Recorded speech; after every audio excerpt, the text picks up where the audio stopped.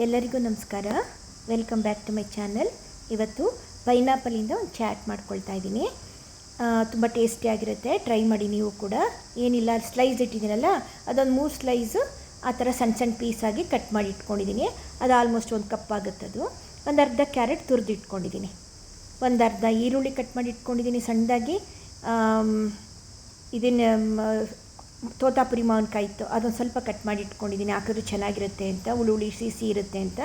ಒಂದು ಅರ್ಧ ಟೊಮೊಟೊ ಹಣ್ಣು, ಕೊತ್ತಂಬರಿ ಸೊಪ್ಪು, ಆಮೇಲೆ ಕಾಂಗ್ರೆಸ್ ಕಡಲೆಕಾಯಿ, ಒಂದು 1/4 ಸ್ಪೂನು ಕೆಂಪು ಮೆಣಸಿನ ಪುಡಿ, 1/4 ಸ್ಪೂನ್ ಚಾಟ್ ಮಸಾಲ, ಆಮೇಲೆ ರುಚಿಗೆ ತಕ್ಕಷ್ಟು ಉಪ್ಪು. ಇಷ್ಟೇ ಇದಕ್ಕೆ ಬೇಕಾಗಿರೋಂಥ ಸಾಮಾನು.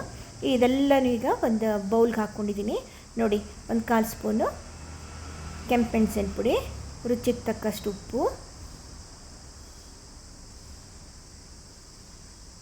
ಚಾಟ್ ಮಸಾಲ ಒಂದು 1/4 ಸ್ಪೂನು ಹಾಕ್ಬಿಟ್ಟು ಜೆಂಟಲಾಗಿ ಅದನ್ನು ಮಿಕ್ಸ್ ಮಾಡ್ಕೋಬೇಕು.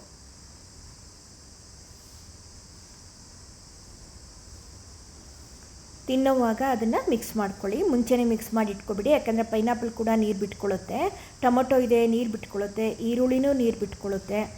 ಈಗ ಯಾವಾಗ ನೀವು ಸರ್ವ್ ಮಾಡ್ಕೊಳ್ತೀರಲ್ಲ ಆವಾಗ ಇದನ್ನು ಮಿಕ್ಸ್ ಮಾಡ್ಕೊಳ್ಳಿ. ನೋಡಿ, ಮಿಕ್ಸ್ ಮಾಡಿದ್ಮೇಲೆ ಈ ಥರ ಕಾಣಿಸ್ತಾ ಇದೆ. ತುಂಬ ಟೇಸ್ಟಿಯಾಗಿರುತ್ತೆ. ಮೇಲ್ಗಡೆ ಕಾಂಗ್ರೆಸ್ ಕಡಲೆಕಾಯಿ ಹಾಕ್ಕೊಂಡು ಸರ್ವ್ ಮಾಡ್ಕೊಳ್ಳುವಾಗ ಅದನ್ನು ಹಾಕ್ಕೊಳ್ಳಿ. ಮೇಲ್ಗಡೆ ಕಾಂಗ್ರೆಸ್ ಕಡಲೆಕಾಯಿ ಹಾಕ್ಕೊಳ್ಳಿ, ತುಂಬ ಟೇಸ್ಟಿಯಾಗಿರುತ್ತೆ. ನೀವು ಟ್ರೈ ಮಾಡಿ. ಓಕೆನಾ? Thank you.